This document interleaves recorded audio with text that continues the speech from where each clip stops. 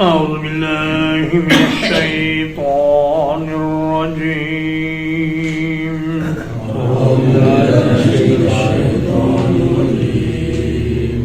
إنما المؤمنون إخوة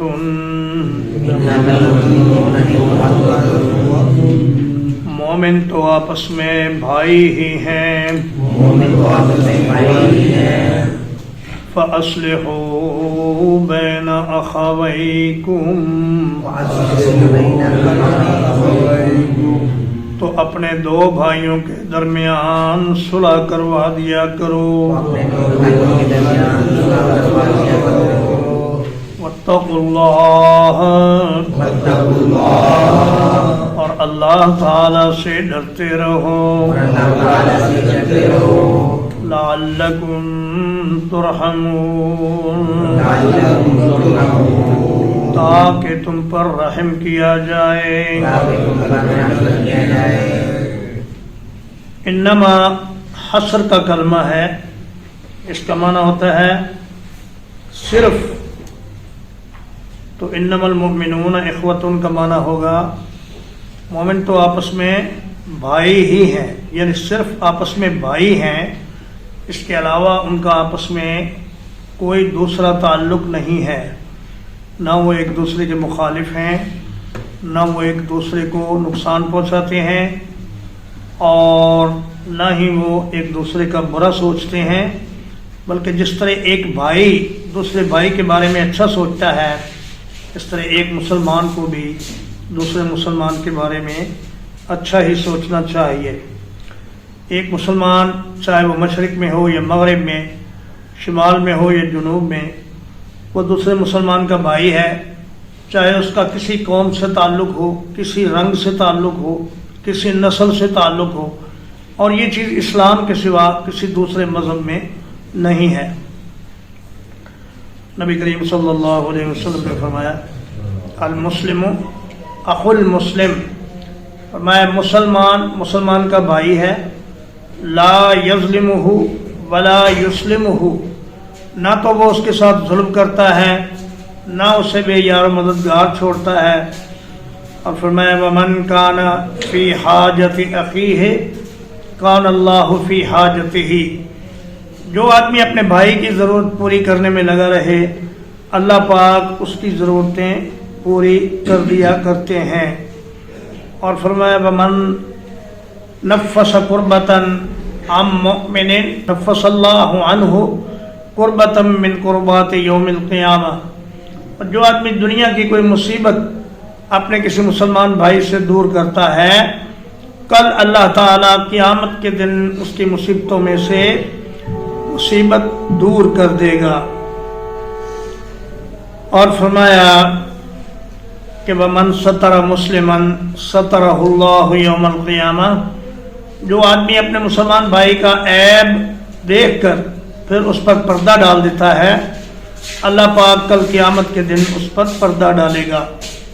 تو قانون یہ ہے اسلامی اخوت کا کہ اگر کسی کا عیب معلوم بھی ہو تو اس کے بارے میں مشورے نہیں کرنی، لوگوں کو نہیں بتانا، حتیٰ کہ اگر آپ نے کسی کو زنا کرتے بھی دیکھ لیا ہے تب بھی آپ خاموش رہیں، اور اگر 4 گواہ آپ کے پاس موجود ہیں تو پھر حکومت کے پاس اس کی شکایت کر سکتے ہیں، لیکن عام پبلک میں اس کے کردار کے بارے میں وہ کیچڑ اچھالنا آپ کے لیے جائز نہیں ہے۔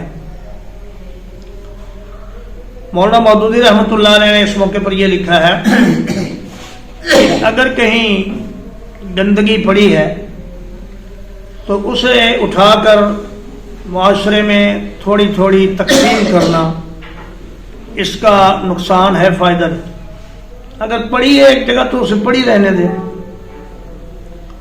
تو فرمایا فَأَصْلِحُوا بَيْنَ أَخَوَيْكُمْ، اخن کی تثنیہ ہوتی ہے اخوان، اور جب یہ حالت مفعولی میں آیا تو یہ ہو گیا اخوین، اور اخوین جب کم کے ساتھ مضاف بنا تو اس کا نون اعرابی گر گیا، تو یہ ہو گیا اخویکم۔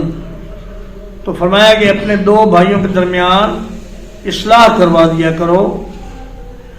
اور ایک حدیث پاک میں نبی کریم صلی اللہ علیہ وسلم فرماتے ہیں کہ میں تمہیں نمازوں سے، روزوں سے، اللہ کے راستے میں صدقہ کرنے سے، حتیٰ کہ جہاد فی سبیل اللہ سے افضل عمل نہ بتاؤں. تو صحابہ نے عرض کیا ضرور یا رسول اللہ بتائیے. فرمایا کہ دو بھائیوں کے درمیان اصلاح کروا دینا یہ ان سب سے بڑا عمل ہے اور اللہ تبارک و تعالیٰ کو زیادہ محبوب ہے. یا ایھا الذین آمنوا، اے وہ لوگو جو ایمان لائے ہو، لا یسخر قوم من قوم، کچھ لوگ دوسرے لوگوں کا مذاق نہ اڑائیں. عسیٰ ان یکونوا خیرا منہم، شاید کہ وہ ان سے بہتر ہوں.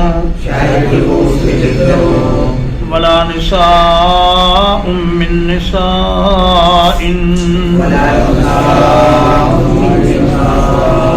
اور نہ کچھ عورتیں دوسری عورتوں کا مذاق اڑائیں. عسیٰ ان یکن خیرا منہن،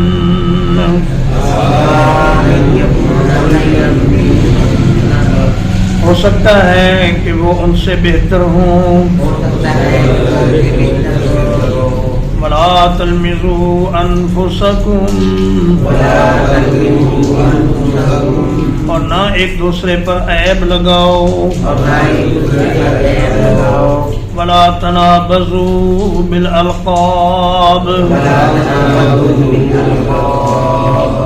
اور نہ ایک دوسرے کو برے ناموں سے پکارو. بئس الاسم الفسوق بعد الایمان، ایمان لانے کے بعد فاسق ہو جانا بہت بری بات ہے. ومن لم یتب، اور جو کوئی توبہ نہیں کرے گا، فَأُولَٰئِكَ هُمُ الظَّالِمُونَ، تو یہی لوگ اصل میں ظالم ہیں.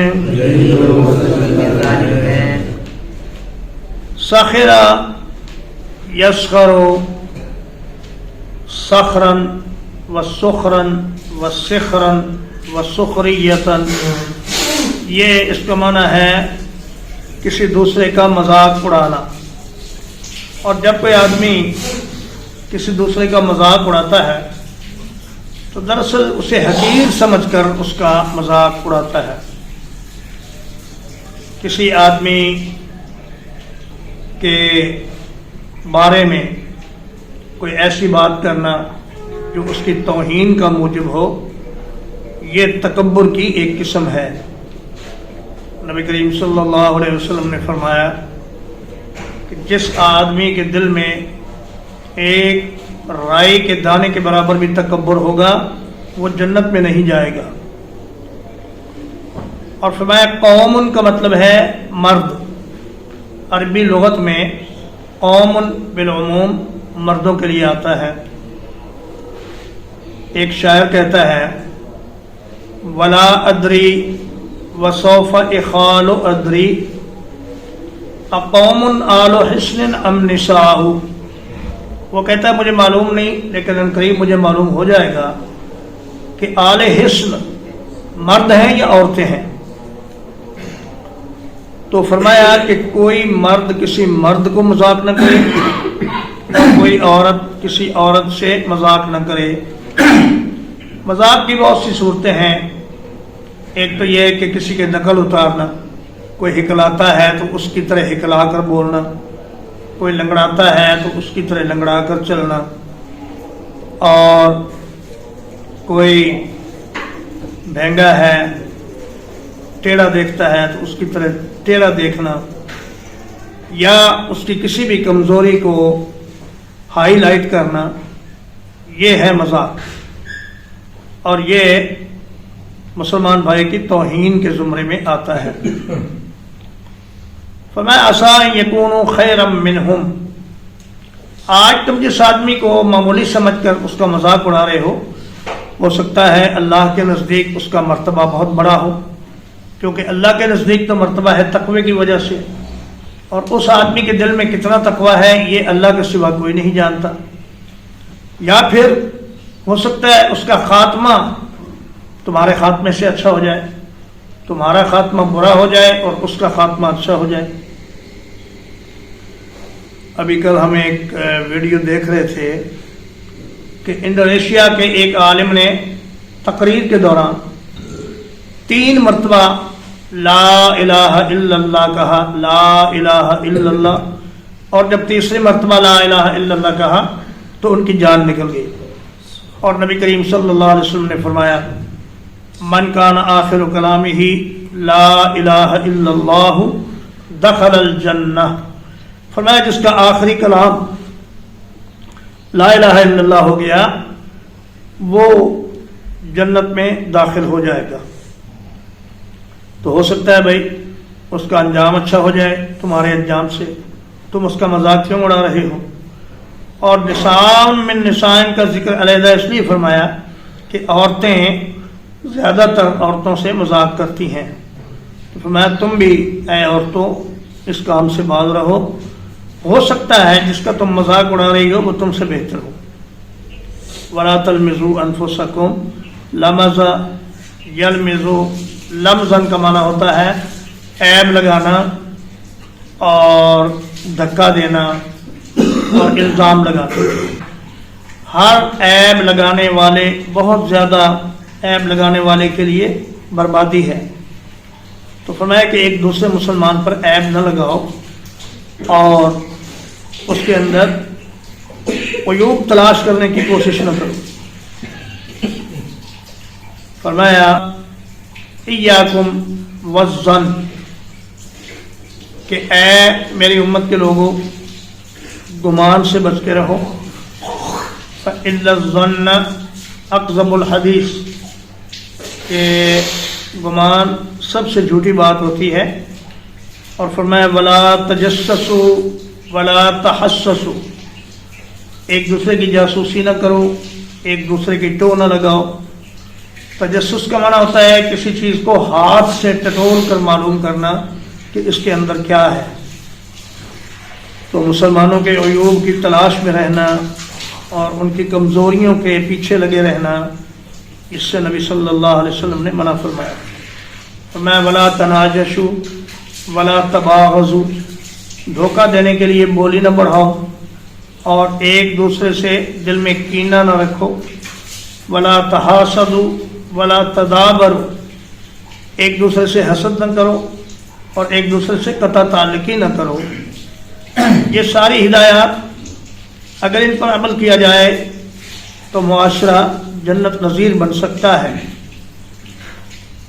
فرمایا کہ ولا تلمزوا انفسکم، انفسکم اپنی جانوں کو عیب نہ لگاؤ، مطلب کہ ایک دوسرے کو عیب نہ لگاؤ۔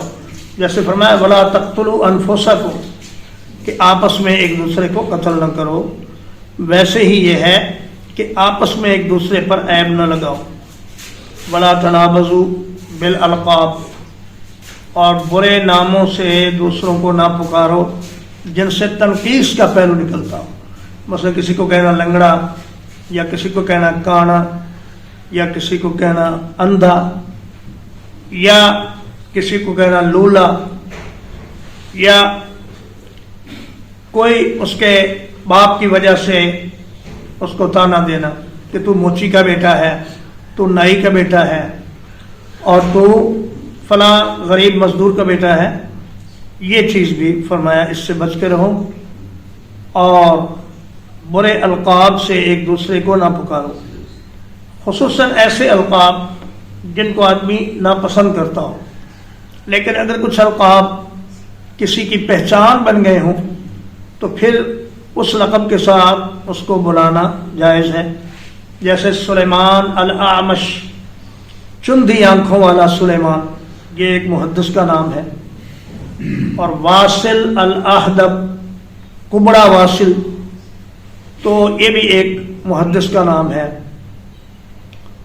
اور اعرج ایک محدث کا نام ہے، اس کی بھی ایک ٹانگ میں لنگڑاہٹ تھی. تو اگر ان کی پہچان ہی یہ القاب بن گئے ہیں تو ان القاب سے ان کا ذکر کرنا درست ہے. لیکن اگر کوئی آدمی کسی لقب کو ناپسند کرے تو پھر اس لقب سے اس کو پکارنا جائز نہیں ہے. تو اس آیت کریمہ میں 3 ایسی باتیں اللہ پاک نے منع فرمائی جو مجلس میں ہوتی ہے. ایک تو مذاق کرنا، ایک دوسرے پر الزام لگانا، اور ایک برے لقب سے پکارنا. فرمایا بئس الاسم الفسوق بعد الایمان.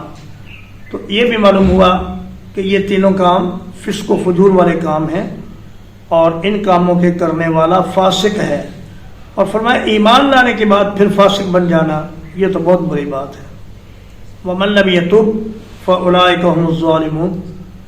اصل ظالم وہ ہیں کہ جو توبہ کیے بغیر مر جائیں. اگر کسی میں یہ عیب ہیں اور وہ توبہ کر لیتا ہے مرنے سے پہلے تو اللہ پاک اس کو معاف فرمائیں گے. لیکن توبہ کے بغیر مر گیا تو پھر وہی لوگ اصل میں ظالم ہیں. یا ایھا الذین آمنوا، اے وہ لوگوں جو ایمان لائے ہو، اجتنبوا کثیرا من الظن، بہت زیادہ گمان کرنے سے بچو. ان بعض الظن اثم، یقیناً بعض گمان گناہ ہوتے ہیں. ولا تجسسوا، اور ایک دوسرے کی جاسوسی نہ کرو. ولا یغتب بعضکم بعضا، اور تمہارا کوئی ایک دوسرے کی غیبت نہ کرے. ایحب احدکم، کیا تم میں سے کوئی شخص یہ پسند کرتا ہے ان یأکل لحم اخیہ میتا، یہ کہ وہ اپنے بھائی کا گوشت کھائے جبکہ وہ مردہ ہو. فَكَرِهْتُمُوهُ، یقیناً تم اس سے نفرت کرو گے. وَاتَّقُوا اللَّهَ، اور اللہ تعالی سے ڈرتے رہو. ان اللہ تواب الرحیم، بلا شبہ اللہ تعالیٰ توبہ قبول کرنے والا بڑا مہربان ہے. یہ 5ویں مرتبہ اس صورت میں یا ایھا الذین آمنوا فرمایا کہ اے ایمان والو بہت سے گمانوں سے بچو. فرمایا مومن کے بارے میں ہمیشہ اچھا گمان رکھو اور برے گمان کو دل میں جگہ نہ پکڑنے دو. ایک آدمی ہے، بظاہر وہ آپ کو لگتا ہے کہ یہ کوئی زیادہ دیندار نہیں اور اس نے مسجد میں حاضر ہونا بھی چھوڑ دیا ہے اور اس کا کردار کچھ مشکوک سا ہے، تو اس کے بارے میں یہ رائے قائم نہ کرو کہ یہ واقعی برے کردار کا ہے.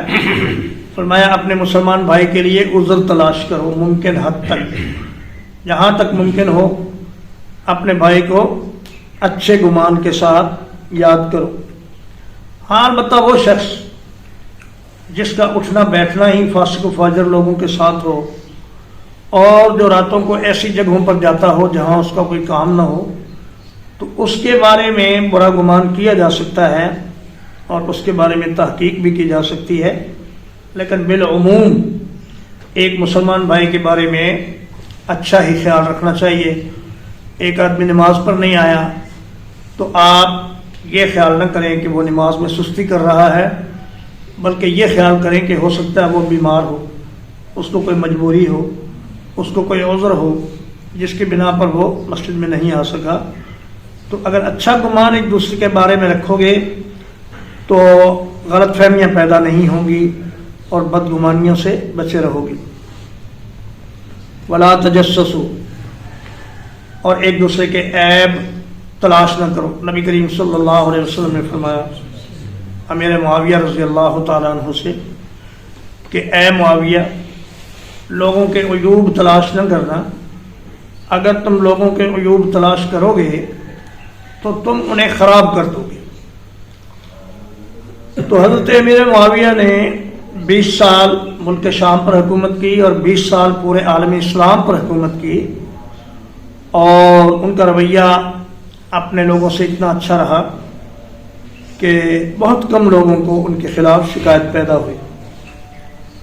لیکن جو سماج دشمن عناصر ہیں اور جرائم پیشہ لوگ ہیں، ان کے اعمال کی کھوج لگانا یہ حکومت اسلامیہ کا فرض ہے، اور یہ دیکھنا چاہیے کہ وہ کن کن خفیہ جرائم میں ملوث ہیں اور ان کو پکڑ کر انہیں سزا دینا یہ اسلامی حکومت کی ذمہ داری ہے. فرمایا ولا یغتب بعضکم بعضا، تم میں سے ایک آدمی دوسرے کی غیبت نہ کرے. عرض کرنے لگے یا رسول اللہ مل غیبہ، اللہ کے نبی غیبت کیا چیز ہے؟ آپ نے فرمایا ذکرو کا اخا کا بما یکرہ، اپنے بھائی کا ذکر ایسے انداز میں کرنا جس کو وہ ناپسند کرے. تو صحابی پوچھتا ہے کہ یا رسول اللہ ان کان فیہ ما اقول، جو کچھ میں کہہ رہا ہوں اگر وہ اس میں موجود ہو پھر؟ فرمایا ان کان فیہ ما تقول فقد اغتبتہ، اگر اس میں وہ واقعی عیب موجود ہے جس کا تم نے ذکر کیا ہے تو تم نے اس کی غیبت کی، اور اگر اس میں وہ عیب موجود نہیں ہے فقد بہتہ، پھر تو تم نے اس پر بہتان لگایا. تو فرمایا یہ غیبت اتنی بری بات ہے کہ کل قیامت کے دن آدمی نیک اعمال کے انبار لے کر آئے گا، لیکن غیبت کی وجہ سے اور لوگوں کے عیوب بیان کرنے کی وجہ سے اس کے سارے اعمال ان لوگوں کو دے دیے جائیں گے جن کی یہ غیبت کرتا رہا. فرمایا ایحب احدکم ان یاکل لحم اخیہ میتا، لاکھوں کروڑوں میں سے کوئی ایک آدمی بھی اس بات کو پسند نہیں کرتا کہ وہ اپنے مردار بھائی کا گوشت کھائے. مردار بھائی کا گوشت اس لیے فرمایا کہ جس آدمی کی غیبت کی جا رہی ہے چونکہ وہ اپنا دفاع نہیں کر سکتا، وہ تو یہاں موجود ہی نہیں، تو اسی طرح مردہ بھی اپنے جسم کا گوشت کاٹنے سے اور کسی کو کھانے سے منع نہیں کر سکتا. تو فرمایا جس طرح غیبت کرنا گناہ ہے اس طرح غیبت سننا بھی گناہ ہے. اگر کوئی آدمی کسی مجلس میں کسی کی غیبت کر رہا ہے اور یہ سن کر اس کی تائید کر رہا ہے اور کہتا ہے ہاں ہاں آپ ٹھیک کہہ رہے ہیں، تو یہ بھی غیبت میں برابر کا شریک ہے.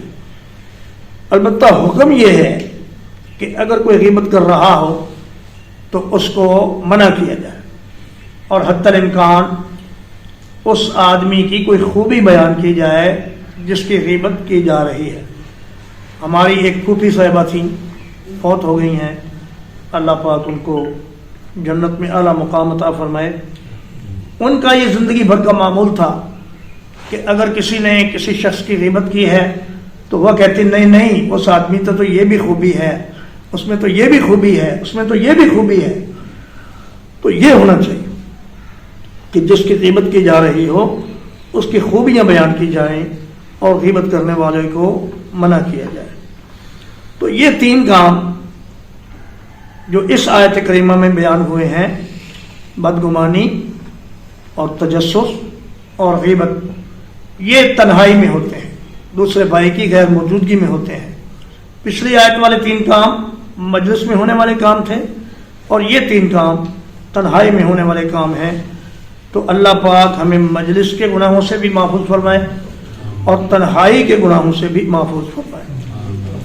ترجمہ ایک بار، انما المؤمنون اخوۃ، مومن تو آپس میں بھائی ہی ہیں، فَأَصْلِحُوا بَيْنَ أَخَوَيْكُمْ، تو اپنے دو بھائیوں کے درمیان صلح کروا دیا کرو، واتقوا اللہ، اور اللہ تعالیٰ سے ڈرتے رہو، لعلکم ترحمون،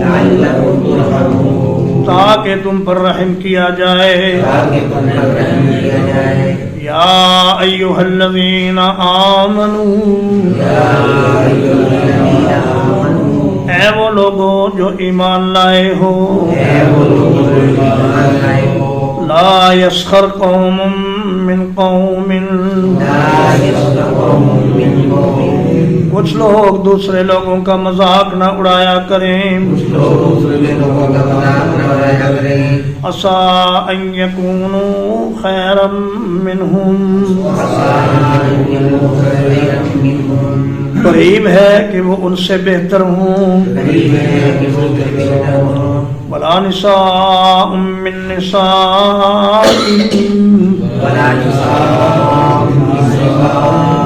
اور نہ کچھ عورتیں دوسری عورتوں کا مذاق اڑایا کریں،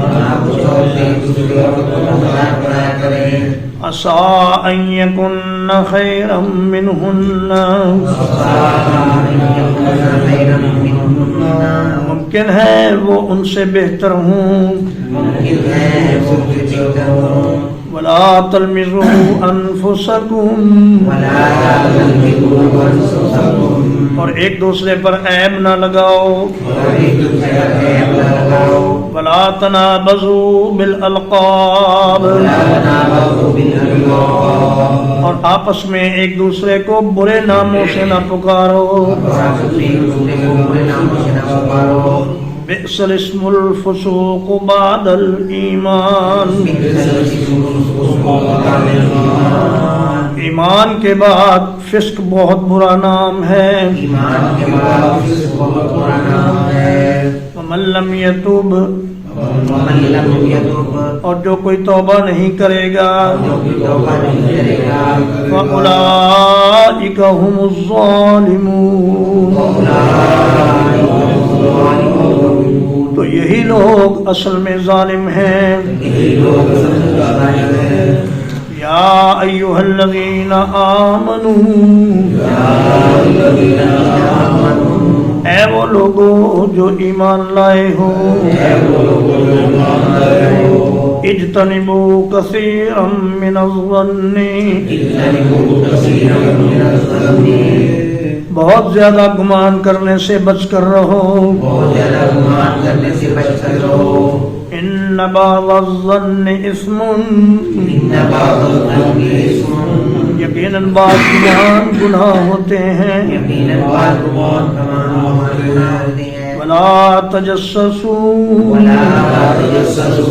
اور ایک دوسرے کی جاسوسی نہ کرو، ولا یغتب بعضکم بعضا، اور تمہارا کوئی دوسرے کی غیبت نہ کرے، ایحب احدکم، یا تم میں سے کوئی اس بات کو پسند کرتا ہے، ان یأکل لحم اخیہ میتا، یہ کہ وہ اپنے مردہ بھائی کا گوشت کھائے، فَكَرِهْتُمُوهُ، یقیناً تم اس سے نفرت کرو گے، واتقوا اللہ، اور اللہ تعالیٰ سے ڈرتے رہو،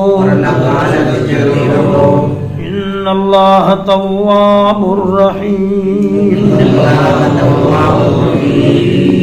یقیناً اللہ تعالیٰ بہت توبہ قبول کرنے والا بڑا مہربان ہے.